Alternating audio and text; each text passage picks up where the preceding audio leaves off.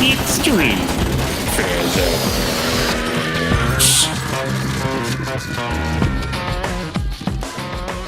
Today we're going to look at inclined plane problems, where we're going to take a surface like this board and tilt it. And then we'll have something on the surface. Like in this case, I have an iPod Classic box that I put on the surface. And I'm going to tilt it. And we're going to analyze the forces. Now, obviously, if I tilt it enough, it's going to start sliding down. And what's happening is the force of gravity, which is down the ramp, because right now there is no force of gravity down the ramp. The weight is directly into the ramp.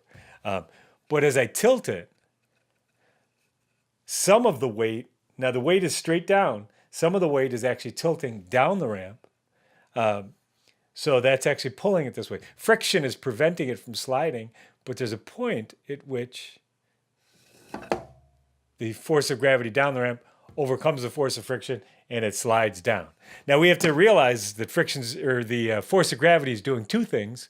One, it's pushing into the ramp, and it's also pulling down the ramp. So our job is going to be to take that weight vector, the force of gravity, and break it into its components. A component down the ramp and a component into the ramp, right? And we can imagine if we tilted it all the way 90 degrees, all the weight is straight down, and the only reason it's staying up because I'm allowing there to be a normal force so friction can act. If I eliminated the normal force, it would fall down, obviously. So let's take a look at how to solve these. Let's try analyzing an inclined plane problem. We have a block on an inclined plane, like that. It makes a 30-degree angle with the horizontal. They give us the weight. The weight is 1,200 newtons. And it's going at constant speed. It's sliding down constant speed. So if it's going a straight line, that's constant velocity. And therefore, we're in equilibrium. All right, beauty. Now, the sum of the forces, therefore, equals 0. It's in equilibrium. So we're going to sum the forces in the x and the y. But the key with an inclined plane problem is that you are going to want to tilt the axes. Because whenever we have one of these problems, if there's a velocity or an acceleration or something like that, we're going to want it along one axis. Or even if there's a potential velocity or acceleration, we want it only to be along one axis. It was kind of like when we had our problems, we had the girl in the sled going like that, and she's getting pulled like that. We circled the object of interest, and when we drew our free body diagrams, we had our XY coordinate system like that, and we had the X, it was like that. It was on flat ground. It was on horizontal ground. We had the X horizontal and the Y vertical. Well, the reason that was convenient was because any velocity or acceleration or any motion at all was going to be along this axis, okay? Because everything was flat, on a flat surface, a horizontal surface, actually. Now things have tilted, so we're going to change things a little bit. It makes more sense to actually tilt our axes. All right? So what we're going to do is when we draw our coordinate system, we're going to want to make the x-axis parallel with the ramp, and then the y-axis would be perpendicular to that. And then everything's the same from there on, really. So we're going to circle the object of interest and move forward. So why don't you take a moment to draw the free body diagram on our tilted axes. Pause the video now.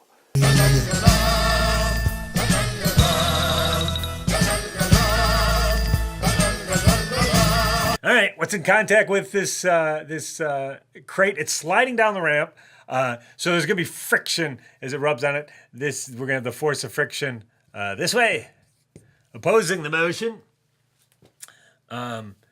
We're also going to have the ramp pushing up on it, that's going to be the normal force. That is going to be normal or perpendicular to the ramp, which conveniently is along the y-axis. And then that's all our contact forces. We have friction and the normal force.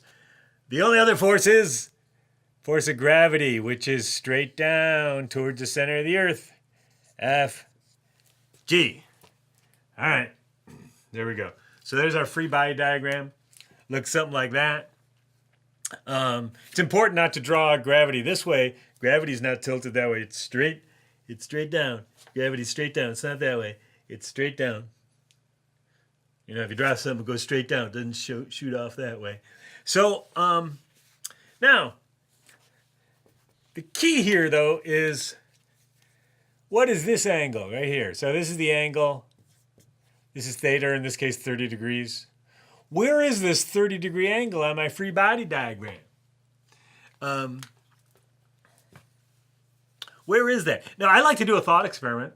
And here I have a little animation here where you can see that I have the block and I have it on the ramp.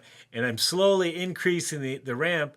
And you'll see as I increase this angle, what angle on my free body diagram changes. Because there's really only kind of two choices.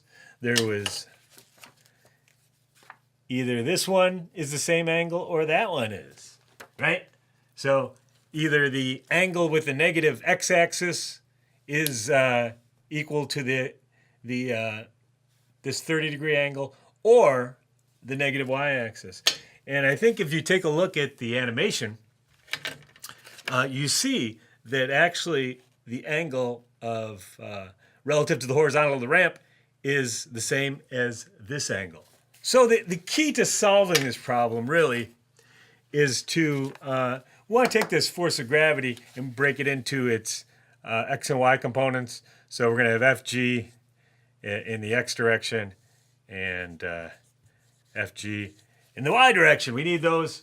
So it's not really any different than our sled problem again, where we had the girl go like that. She's on the sled. She's getting pulled like that. And we had these, we had the tension force. This was X and this was Y. We had the normal force. We had friction. And then we had the force of gravity. And we had this angle theta, right? We would break the tension force into its X and Y components, and then we would just sum the forces and it'd be okay. Well, this is the same thing, really. Actually, we have fewer forces here. They're all along axes except for the force of gravity. So we're going to break that into its X and Y components and then just add them up and see where it takes us. So, I mean, you could look at it this way. I could tilt my axes again. And here's my X. And here's my Y. I could redraw this like this. Normally I won't once I get good at it. I have force of friction this way. And I have the normal force this way. And I have the force of gravity in the X direction this way. And in this case, I have the force of gravity in the Y direction that way, right? And since this is in equilibrium, I know that this must equal that. And the normal force must equal the weight vector that is the force of gravity in the Y direction. Why don't you take a moment and sum the forces in the X direction and sum the forces in the Y direction, all right? So why don't you set this up and set this up, and we'll see how we do. Pause the video now.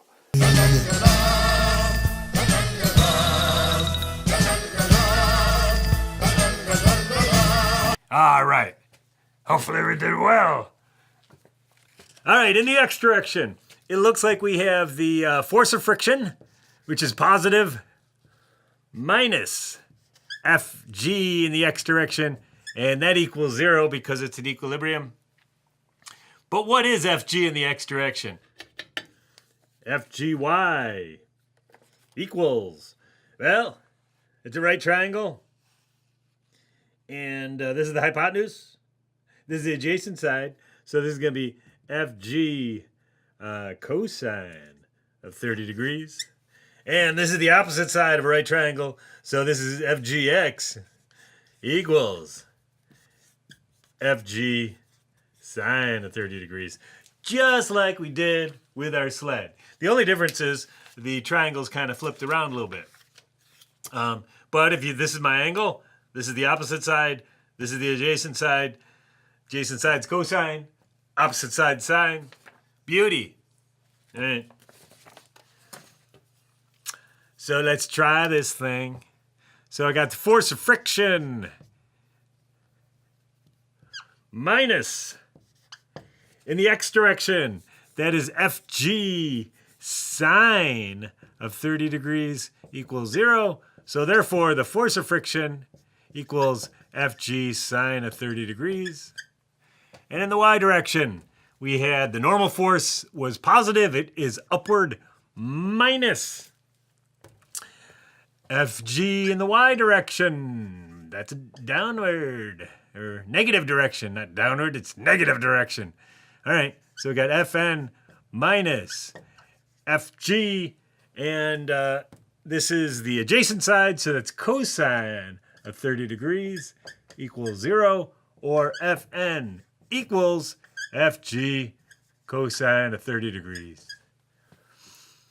All right. We're not going to answer that last question because it has to do with friction, and we're not ready for that yet. So let's just calculate this. Is 600 newtons. That's the force of friction. All right, so the normal force is 1,040 newtons, and the force of friction is 600 newtons.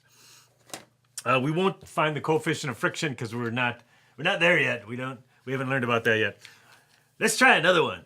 All right. These are in your notes on page 30, I believe. It's towards the end of your notes on forces. We have a cart is held motionless by an external force F on a frictionless incline. What is the magnitude of the external force F? All right, why don't you try and solve that? Pause the video now.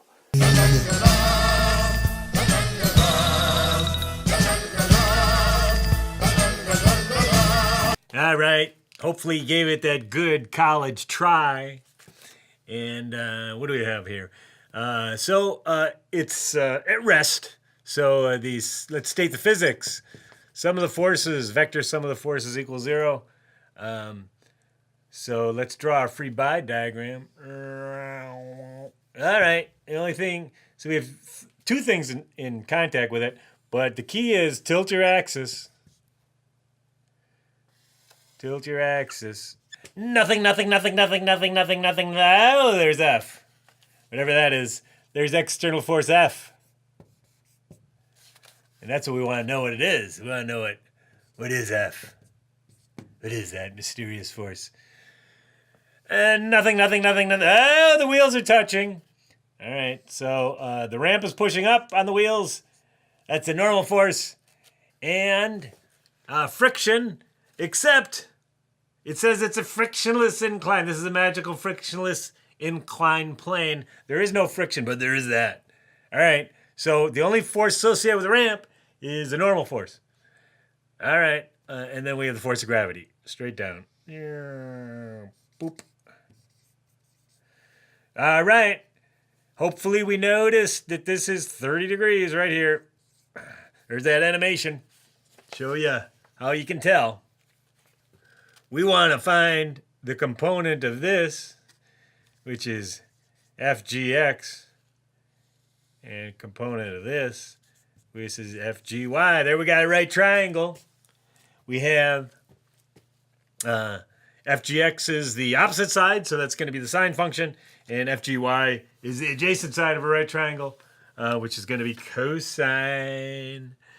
All right, let's... well, F is only in the x direction, so... Oh, I didn't draw that very well at all. That's not drawn very well at all. You know how I can tell? Because there's a force this way, and the only other force is that way, and it's smaller. Well, so I drew this one too big. This needs to be about that big right there. Let me get rid of all that stuff. Let me make that smaller. Something like that. There's our F.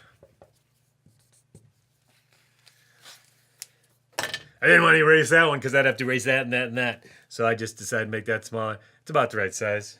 All right, these better be the right size. Close enough. So if we want F, that's on the x-axis. So we're going to sum the forces in the x direction. Sum of the forces in the x direction must equal 0. What do we have? We have F, the mysterious F force, minus Fgx equals 0. F minus Fg sine 30 degrees equals 0. F equals Fg sine of 30 degrees. Okay, they gave us the mass. The mass of this thing is 2 kilograms. All right, that's not the weight though. That's the mass. Don't mess those up. That'd be bad. Okay, so I'm going to go to mg. Weight equals mg sine of 30 degrees. M is 2 kilograms. G is 9.81 newtons per kilogram. And sine of 30 degrees is 0.5. All right, so 0.5 times 2 is 1. So I guess it's 9.81 newtons. All right, I guess that's the force. I don't even need my calculator. There's 2 inclined plane problems. Good luck with those. Those are always challenging. The part that people have a problem with is this, because the triangle's kind of turned weird. Keep in mind, this is the whole force, so that's going to be, and since we're in a coordinate system where the axes are at right angles to each other, these two will always be at right angles to each other. Beauty. And this will be the hypotenuse of a right triangle. So just look at the angle. Well, and you also have to note that this angle is that angle, right? And that animation where it tilts, I find that a useful way of thinking about it. If you can picture that, that's a good thing. But anyway, hopefully I'll be in tomorrow. We'll see how it goes. I'll see you later. Bye. It's street.